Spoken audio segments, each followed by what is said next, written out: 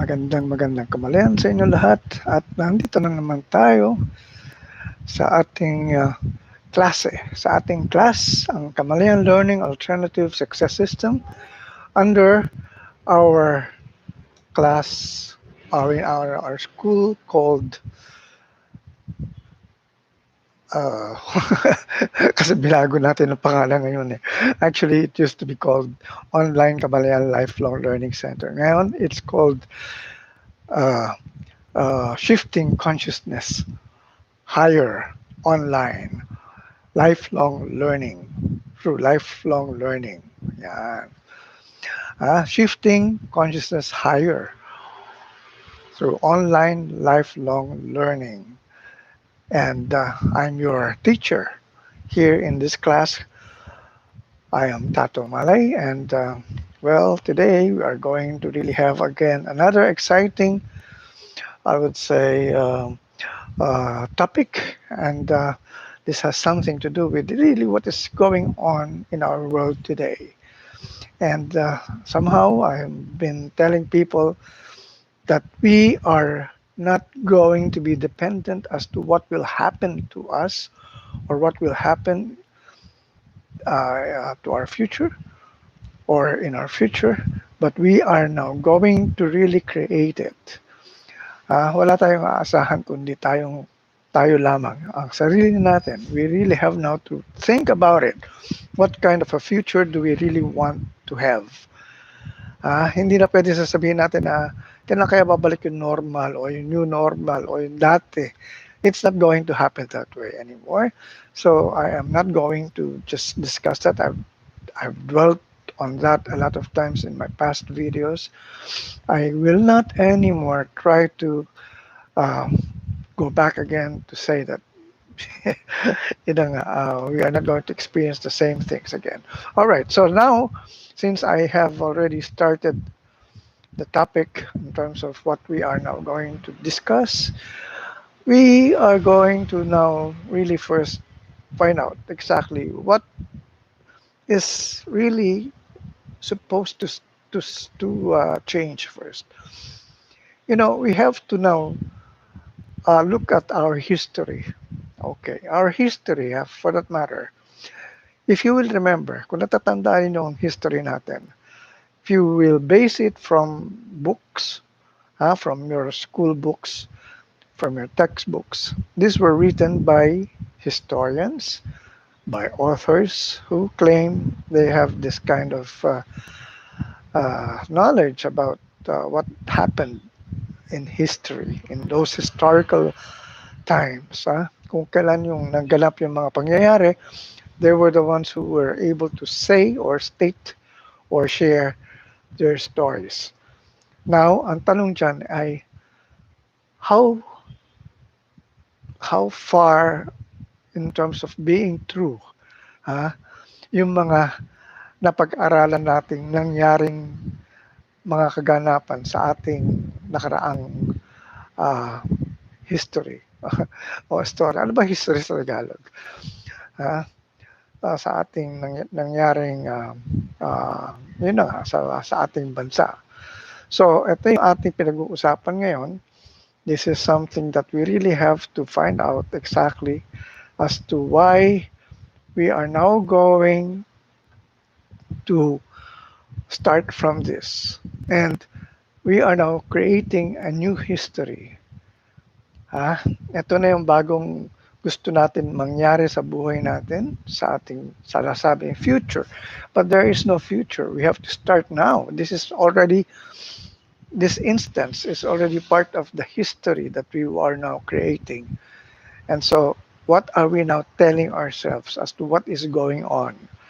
This is very important.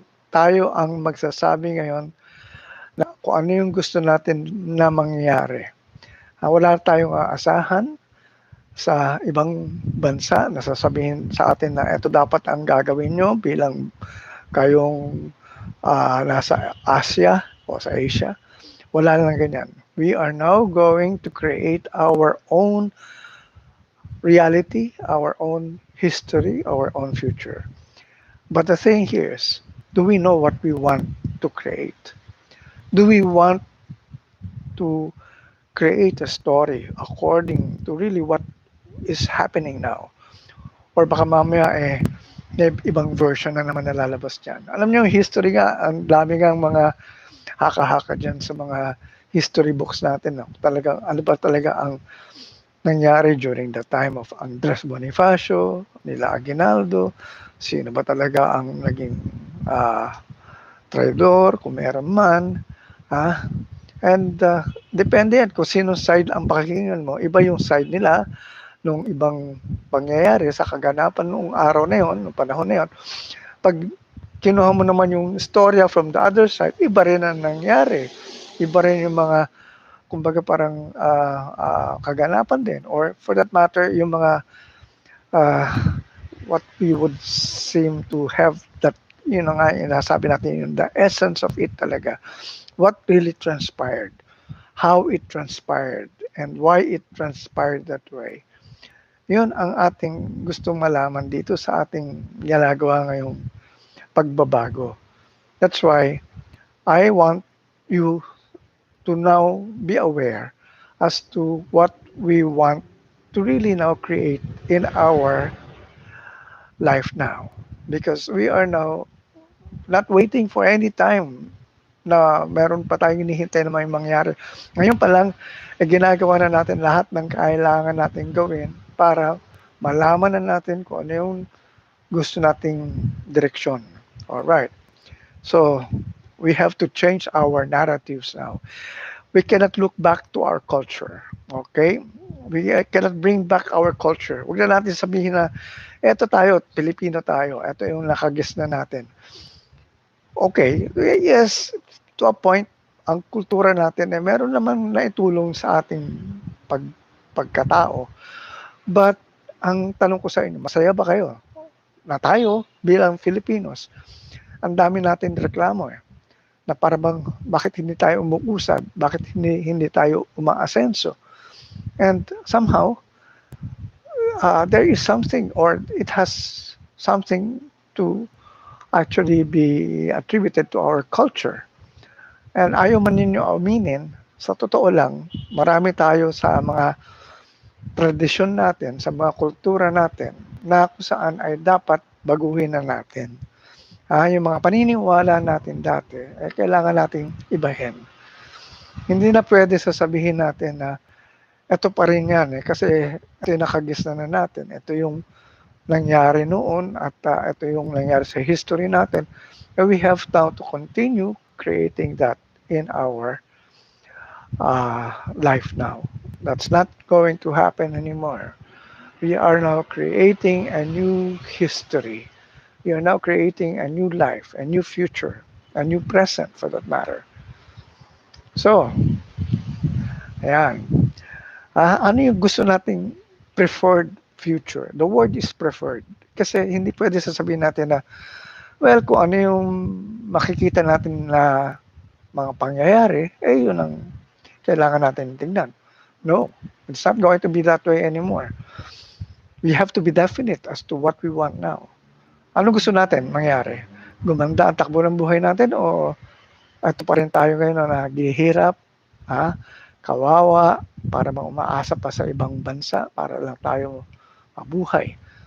Or now we want to say we are independent, we are strong, courageous as a people, and we can create the kind of life that we want now to have for ourselves, not dependent on any other country for that matter.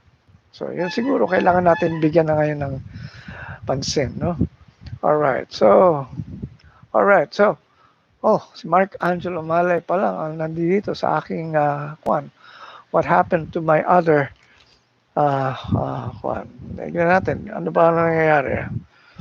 I would like to now find out if there are some people who are now participating in our class.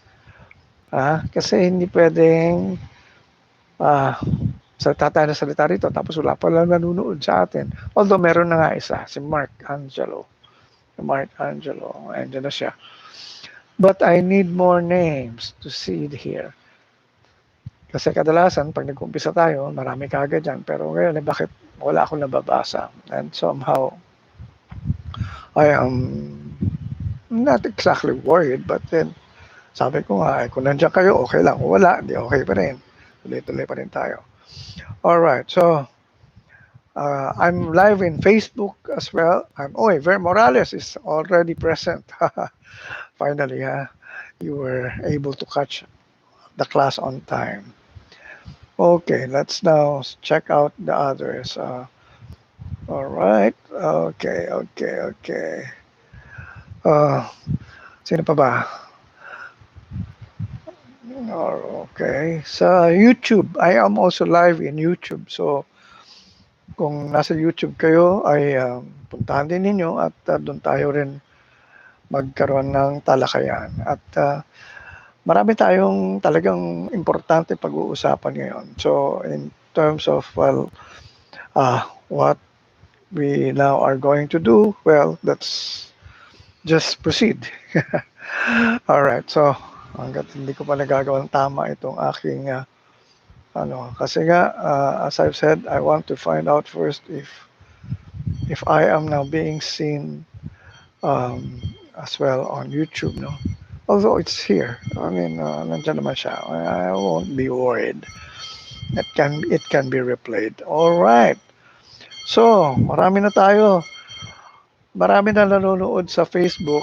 Ang problema is ayun, andyan tayo. Kaya lang, hindi ko nababasa yung mga like nyo kasi ito yung phone ko ay it cannot read yung mga nagla-like. Or Joy Gatchalian is present from Pasig City.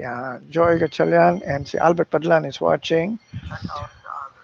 Ayan, maingay na yung aking boses.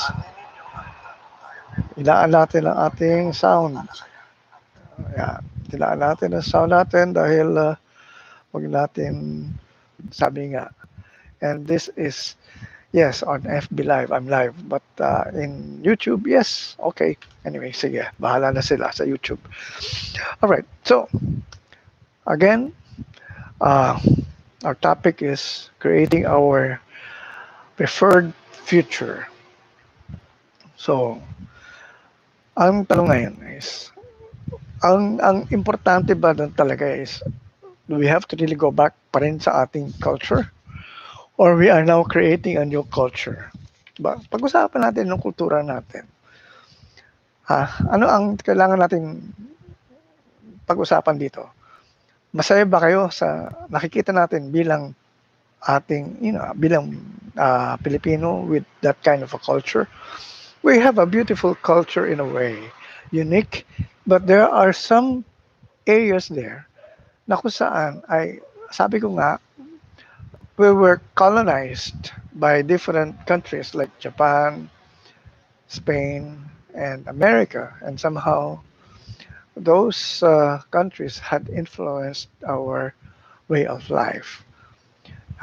Kasi panahon ng Kastila, nagkaroon ng ibang uh, klaseng pagtuturo sila na gusto nilang ipairal sa ating bansa. And pagdating naman ng panahon ng Hapon, iba rin ang tinuro ng mga Hapon sa atin. They wanted us to become more Japanese, to follow their kind of life style. Ako saan siguro naman maganda naman lahat yun. Kita naman natin ang buhay ng mga Hapon ngayon. Maganda yung buhay nila. If we had the kind of discipline that the Japanese have, I think maganda rin lang mangyayari. Kaya lang, we did get the discipline from the Japanese, nor for that matter from the Spaniards. No? Wala tayong kwan. And pagdating lang Americans, lalo na nagkagulo. We were given that kind of freedom.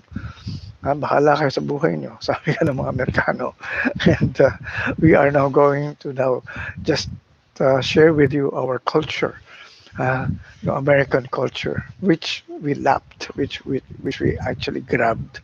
And somehow parang inangkin nga natin yung American culture. Kaya tayo parang small Hollywood. Ayan. Para tayo brown American, sabi nga. Kasi nga parang we wanted the culture of the Americans na yun ang ating isabuhay.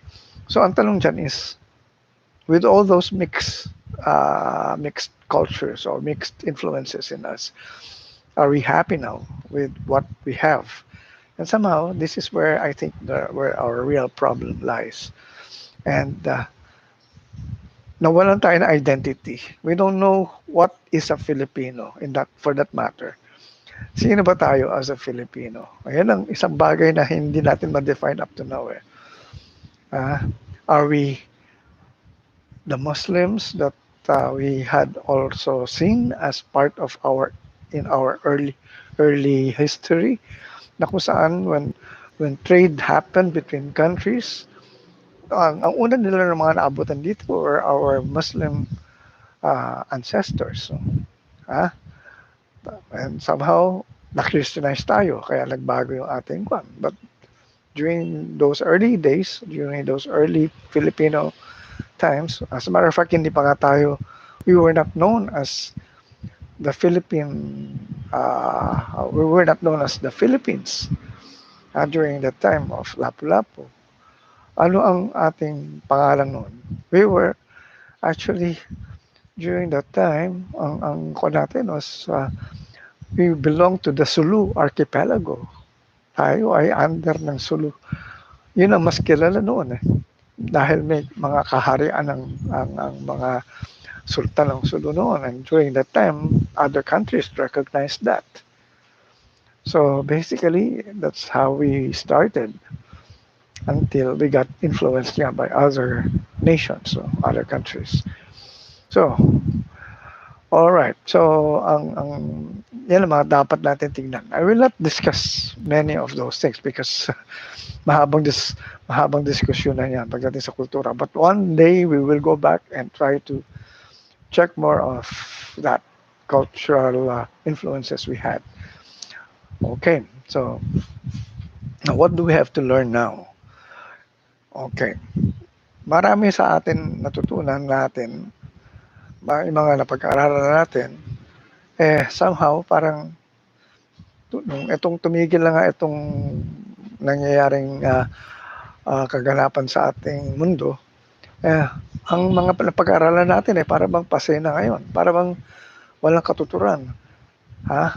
Parang, okay, so if I graduated from this particular course and right now I don't have a job, what do I have to do now? I mean, go back to school and take up another course to be able to say that I can be qualified to be able to land a new job, or for that matter, hindi na natin alam kung ano ang kailangan ituro dahil hindi na natin alam kung ano ang mga trabahong available ngayon.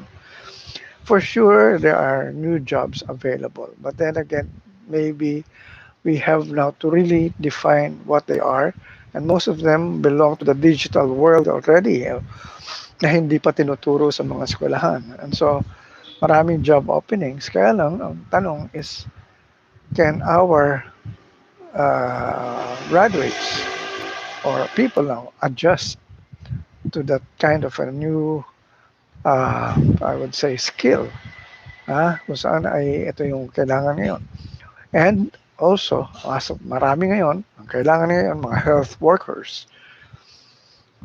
Of course, ang health workers, definitely, we need to be able to now give that kind of a training sa mga talaga formal sa mga institutions like schools na hindi ka pwedeng maging health worker na hindi ka nag-aral talaga sa isang eskwelahan.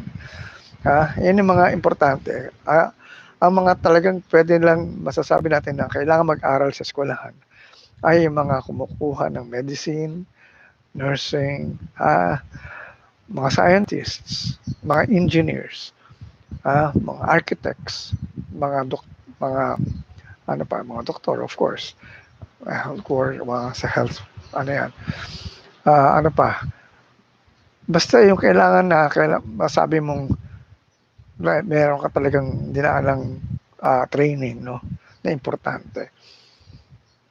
Engineering is really one of those schools. I mean, kailangan na mag-aral ka sa eskwelahan. Hindi ka pwedeng self-educated dyan.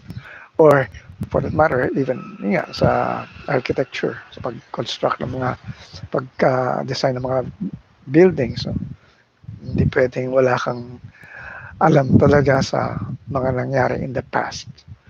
Alright. So, ang tanong dyan is, what are the new skills that we really need to learn now? Aside from those things that I mentioned. Yun, importante yun. You have to be trained in schools. Alright. But aside from that, now, marami sa atin, masabi na natin, okay, dati oo, ah, ano ako, ano tawag dito, businessman ako dati na big time ang business ko. Ngayon, nalugi na ako, na tumigil ang kwan ko. And I don't know what to next. And somehow, of course, as a businessman, marami ka naman opportunities na pwede mong i-business o itinda. Yun lang magsishift ka ngayon. But to those who don't have those business skills or acumen, ano ang gagawin mo ngayon? Ito ngayon ang kailangan natin intindihin. Ano ang kailangan nating attitude or I would say kamalayan or in terms of well, the kind of mental preparedness para sa mga kailangan natin magawa ngayon. We have to be adaptable. That's number one. Hindi na pwede sabihin mo, ito yung napag-aralan ko, ito lang yung pwede kong gawin. Hindi na ngayon uso yan. Hindi na pwede ngayon yan. In this day and age, ha, alam nyo, itong nangyayari ngayon sa atin, this will not end by the end of the year na sasabihin natin maganda na ang takbo ng buhay natin next year. I don't see it happening na magkakaroon na tayo ng assurance that everything will just be okay na by next year. I would, well, more of safely say, we will still entail mga something like 4 more years.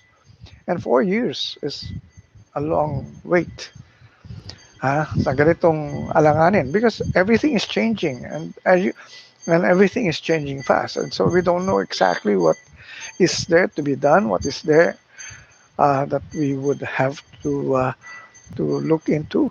And so ito na yung ginagawa natin ngayon. We have to now be able to adjust from whatever, from what we had been doing in the past to what we can do now in the present and in the next present or future. Ano na ang pwede mo pang gawin ulit dahil pag nagbago na naman yan, kailangan meron ka na naman papakitang galing or skill. So, number one is adaptability, is one attitude that we need to have now. Second is we have to embrace change. We have to now be able to say everything is now changing. Wala na itong sasabihin natin na kakaroon pa tayo ng stability. Everything is in a flux, it's in a never-ending change. Kumbaga, pabago-bago na ang panahon ngayon. And ang kailangan natin masakyan. And so, ito na yung mga kuha natin. So, ano ang kailangan natin isipin pag ganyan na ang scenario natin? Saan ang puso natin ngayon? Ano ang nararamdaman natin? Dito natin kailangan talaga malaman ngayon, ano talaga tayo bilang as a person. Kasi hindi pwede naman sabihin natin na we will just do anything that will make you money or give you money, tapos hindi nyo sasabihin na o hindi nyo magagawa yung gusto nyo gawin. Ang tanong nga lang dyan is, alam ba ninyo talaga kung ano yung gusto nyo? Kasi ito na ngayon ang sekreto sa ganitong panahon. We need to know first who we are. We have to now be able to realize everything about us. This is the only thing now we have to learn na kung saan eto hindi na binigyan ng importansya sa eskwelahan. Sa panahon ngayon, all you need to do now is to really know more about who you are. Kailangan mo na makilala kung sino ka. Because dyan magsisimula ang pagbabago mo sa mundong ito. Kasi hindi ka aasa nga sa ibang tao para sa gagawin mo. Aasa ka sa sarili mo. Ikaw ang magke-create ng sarili mong mundo. Yan ang ating gustong talakay ngayon. We are not creating a new world altogether, but we are now creating a new world individually. Yung mundo ko, iba sa mundo mo. Iba ang mundo ko sa inyo. So, ang tanong dyan is, alam ba ninyo kung ano ang mundo ninyo? Ha? Alam ba ninyo kung ano, saan kayo ngayon? Alam ba ninyo kinalalagyan nyo? Yan ang katanungan. Alright. So, sayang I couldn't see your comments. May mga ako nag-comment na rito eh. I'm sure. Hindi ko mabasa dito sa aking kuwan eh. Kaya lang pag anak ko, ito na. Pag pinindot ko yon, wala na. So, alright. So anyway, alright. So let's continue na lang. Ayan, wala na tuloy ako. Ano ko? Bakit nagkabaliktad na? Ayan, nakita niyo yung kalat ko. Alright. So kalat ko yan kasi minove ko ang aking camera sa likod. Sa minove ko lahat na sa table ko sa likod yan. Kaya nandun lahat siya ngayon. Nakaurong. So ito ngayon. Alright. And anyway, let's go back to our where are we now? Why are we not anymore? Okay. Okay. So, do we know who we are? Dito sa aking ginagawa sa Kamalayan, I have always been emphasizing to people who wanted to be self-aware or aware of who they are or who I mean yung pagkakilala na sa sarili nila. I actually asked them if they were able to get these personality tests from before in their either in their schools or in their work. Kasi minsan sa mga workplaces, nagbibigay ng mga personality tests to find out where you'll be good at. Or in schools, basically, most of those, most of the schools give aptitude tests, di ba? Personality tests. And one of those tests, I actually would say has somehow been helpful in terms of uh, knowing who we are, explaining exactly everything about our weaknesses, our personality traits. One of them is Myers Briggs. Another is the Enneagram. Another one is I forgot the names of this. Actually, marami sila eh. So, any of those things that can explain to you how you would know more about your personality, I think you should now take a look at that. Marami sa internet na mga personality tests sa Pinterest na lang marami yan eh. So you can take a look at them and find out more. Ha? Kung hindi kayo maka-avail ng mga talagang professional tests, somehow you can get an idea as to who you are. Now, if you don't know how to take those tests or you don't have that kind of a chance to take it, I can help you out, but all you have to do is just let me know your birthday. Yan. Yung birthday nyo, yung month, yung date of month, yung birth month nyo, at saka yung date of birth, day, yung date of birth nyo, yung the day itself, the birth of month and the day itself. So, yun ang kailangan ko malaman. And somehow, I can actually show you. This is, alam nyo, kasi ang dami kong ginawang studies noon eh. Yun na nga, pinag-aralan ko yung mga Myers-Briggs, pinag-aralan ko yung ibang mga Enneagram. I can give you an Enneagram test to find out, to make you know, to make you find out exactly who you are. No? In my school, in Assumption College before, when I used to teach during that time, at the start of the semester, I used to give that Enneagram test to my students. Eh. And somehow, nakakatuwa dahil, you know, pag fina-flash ko sa PowerPoint ko yung Enneagram tests, ang nangyayari is all the other students would also know the other kinds of personalities of each and everyone inside the class. And nagkakakilala sila kaagad. Sabi, ay, ganyan ka pala. Ay, ganyan ka pala. Kasi every time I would say, is this you? Are you uh, this kind of a person? And they would say, and they would confirm, yes. Somehow, nakikinig yung ibang mga kalase. Ah, ganun pala siya. Okay. Ah, ganun pala. Ay, nako, mga mataray pala ito. Ay, nako, mabait pala ito. Ayan. So, they get to know each one of them. And so, mas madali sila nagkaroon ng bonding. But this is important. What I'm trying to now explain to you is you have to take that test. You have to know who you are. And if you cannot find out exactly who you are, let me know. Uh, Aside from the Enneagram, if you have that Enneagram code, let me know also. I can give you exactly more details as to how you can be successful in this world we're living in. All right. So, ako, ang dami na tayong. So, we are now creating that history. Ano ba ako when it comes to my friends, to my relatives, to my ambitions, to my goals? And this is where you are now creating your own history. Forget the history of the land. We are not going to create that at the moment. You create first your own history because kita mo naman mga national heroes natin, eh, hindi naman nila kinreate yung pagbabago sa ibang tao. Ang gusto lang nila, may pinaglalaban lang sila. Eh. Ano yung paglalaban mo ngayon? Yan ang kailangan nyo malaman. Ano ang gusto nyo mangyari sa buhay nyo? Ano yung gusto nyo makamit? Yun yun naman ang importante dyan. Eh.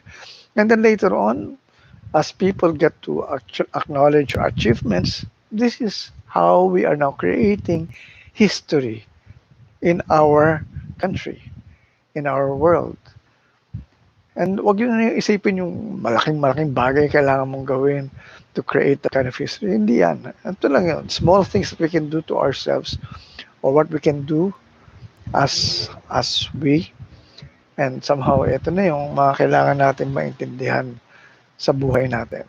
Ang tanong dyan is, who are we? And now, somehow, parang I can actually go back to giving this kind of a tip or lecture as to really now learning or to learn more about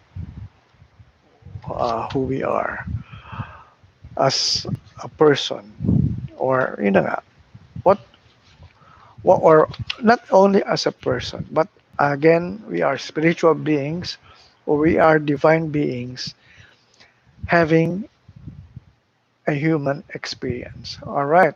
I'd like to say hi to Ryan Peñalosa, and he said, create your own history. Very right, very correct.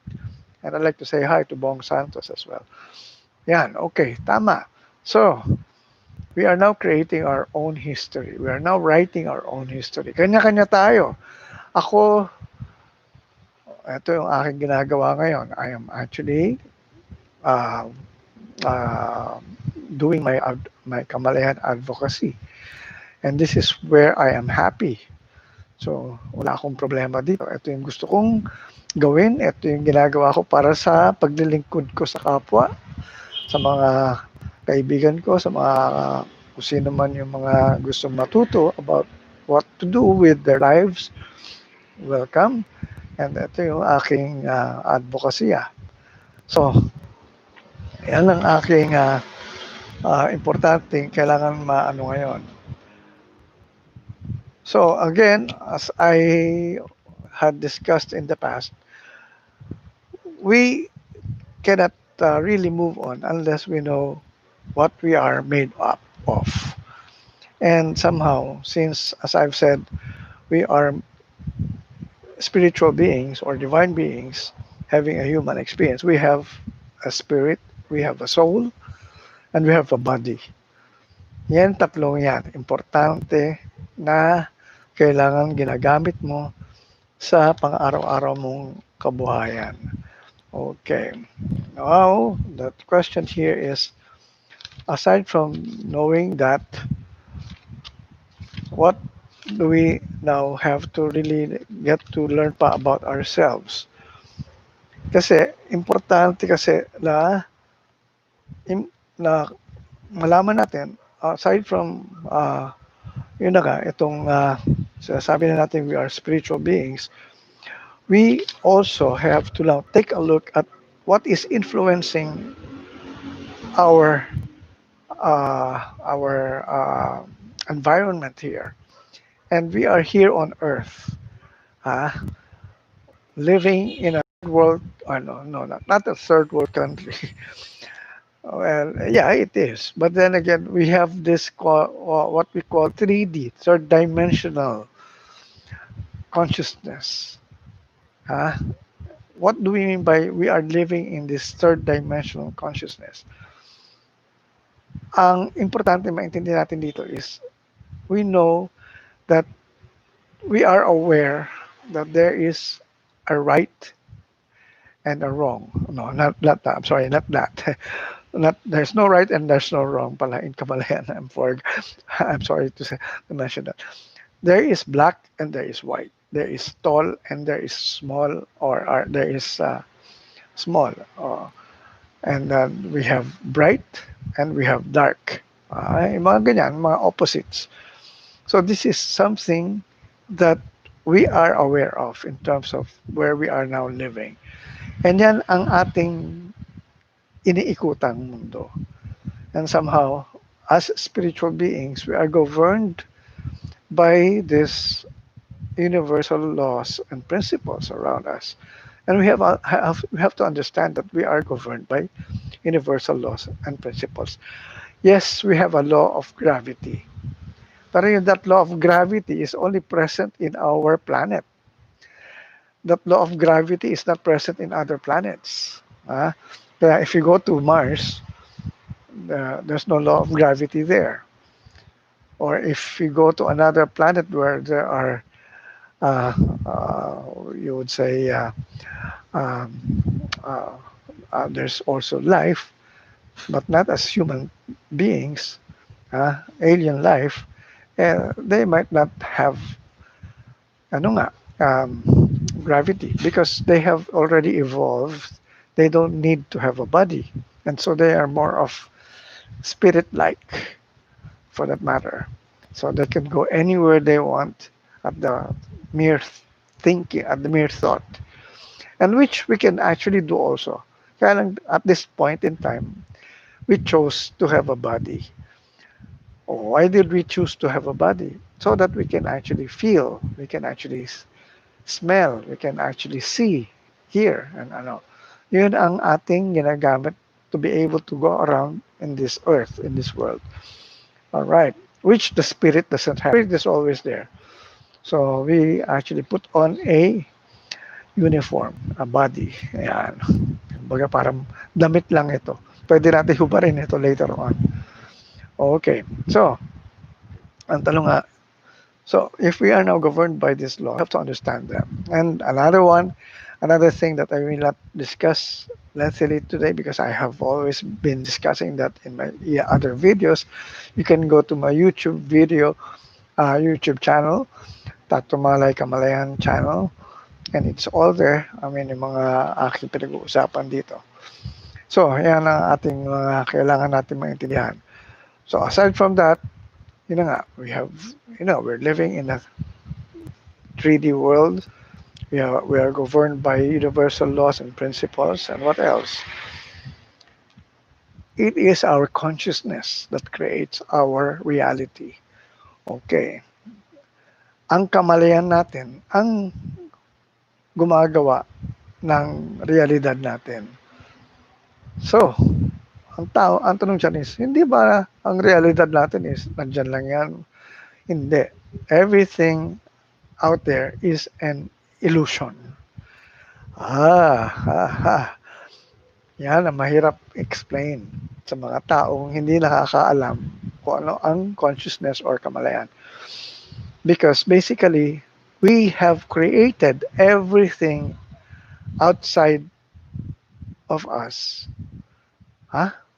Ibig sabihin, hindi totoo itong hawak ko ngayong notebook, hindi totoo ito, hindi. Ano ang totoo? Wala. We have created everything according to our consciousness. Paano? Magic. Remember, everything is energy. Everything that we are now doing here is just energy. Our consciousness is energy. Spirit is energy. Our body is energy. So kumbaga, lahat ito, they are actually invisible things. They are subatomic particles na pag nagkaroon ng movement, nagkaroon ng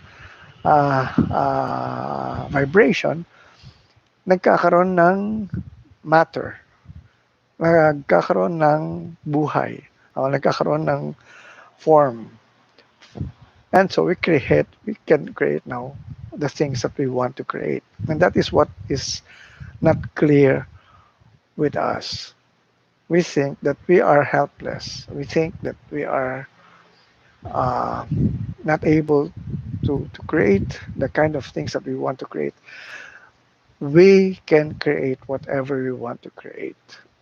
Now, the things that we did not want to create, we created that also. Okay, well, how do I explain further this consciousness thing? So, okay, all right. For example, if I hold the mirror in front of me, if I look at myself in front of the mirror, uh, and I smile, or for that matter, so, kunyari, nagsimangot ako. Nakita ko sarili ko doon nakasimangot, sa harapan, nakasimangot, yan, ganyan. Hindi ko pwede baguhin yung nasa mirror para tumawa. Para magbago yung simangot na yun at para tumawa, ako ang kailangan magbago. Ako ang kailangan tumawa. So, para makita ko yung reflection doon na nagbabago. So, siguro ngayon, naintindihan na niyo how we create our reality. Everything starts with us. So, that's how we control everything. It is, it all starts from within us. So, hindi mo pwede sabihin na wala sa iyo ang power. Nasa iyo ang power to create that change, to create whatever you want to create. So that's why now when we are now talking about creating the future, we are all creating it through our consciousness. Ano ang laman ng kamalayan natin? Ang ating mga pag-iisip, ang ating paniniwala, mga beliefs, ang ating mga nararamdaman, mga emosyon. Yan ang ating umiiral sa ating kamalayan. And everything that is playing out inside our consciousness are the ones that we are now projecting outside. So if we want now to create a new world, a new future, a new life, a new environment, it all will start from within us. Through your imagination, what can you see now? Really wonderful that you want to create. Hindi mo pwede sabihin na, nandyan na yan naabutan ko na lang nandyan yung mga nangyayari, yung mga bagay na yan. Hindi yon totoo.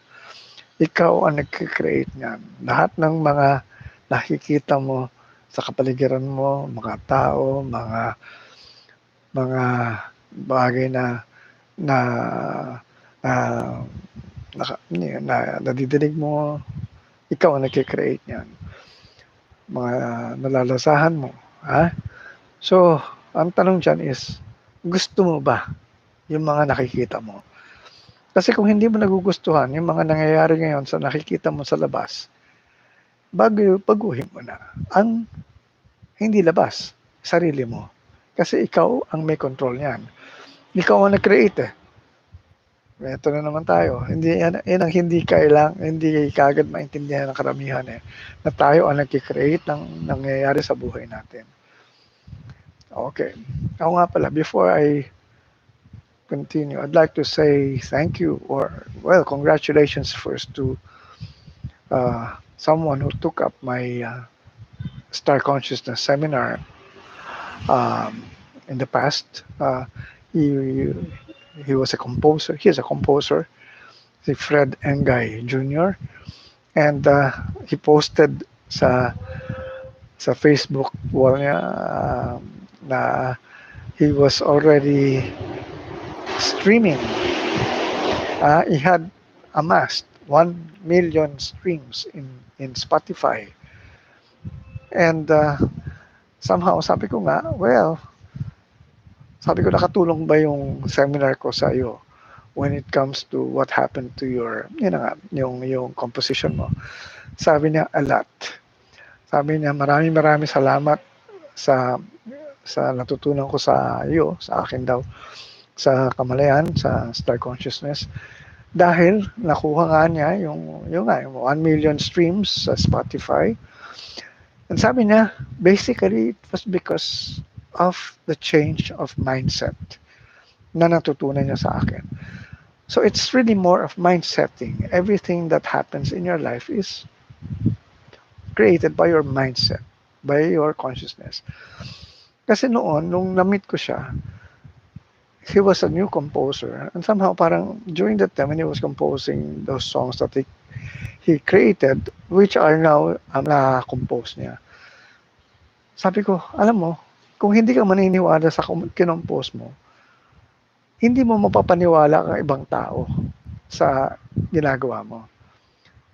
Sabi niya, ganun ba yun? Oo. Ikaw kailangan unang maniwala sa ginagawa mo.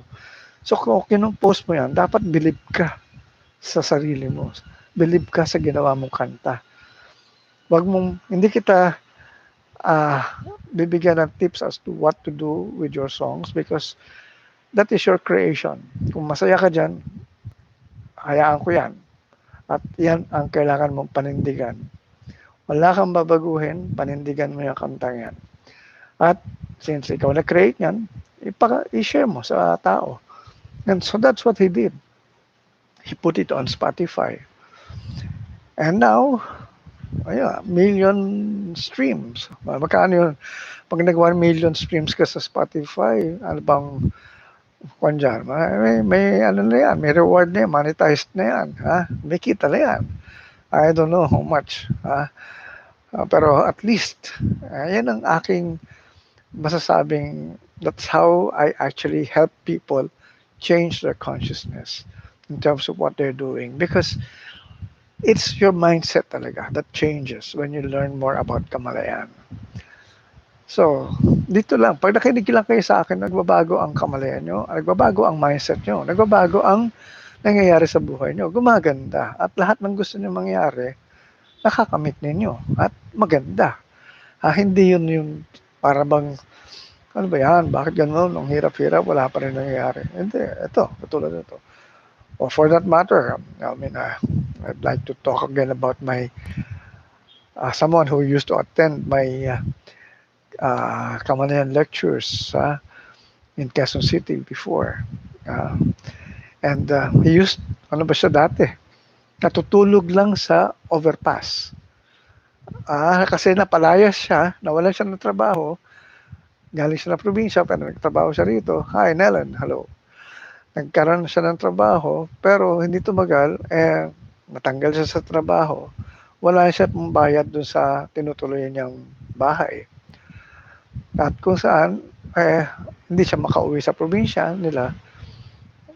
So, pag-alagala lang siya sa lansangan, tutulog lang siya sa overpass until someone saw him at tinulungan siya. At sinabihan siya na gusto mo bang magkaroon ng trabaho? Anong trabaho? Basta parang alalay ko, whatever, yan gano'n. Yan ang assistant. And so this guy took that yun na nga, yung nasa lansangan, natutulog sa overpass, took him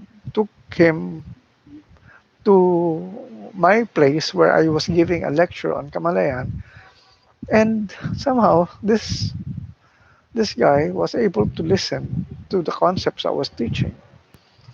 To cut it short, okay, ah, that was in 19. I'm sorry, that was in 2015.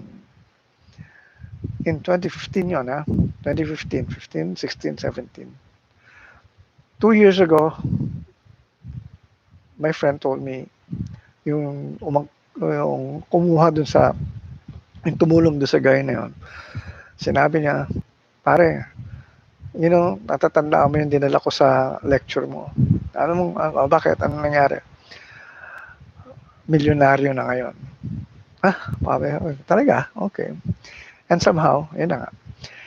And not only that, recently, those two guys that who used to attend my lecture, they formed a company together.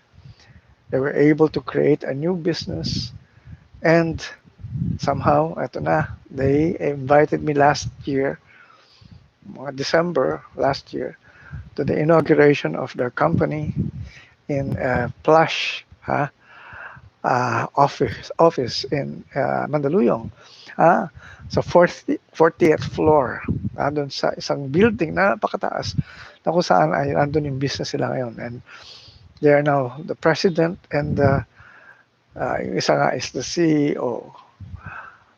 Yung friend ko, talking of sila, Jalvin Ibarreta and si Ivan Kalilap.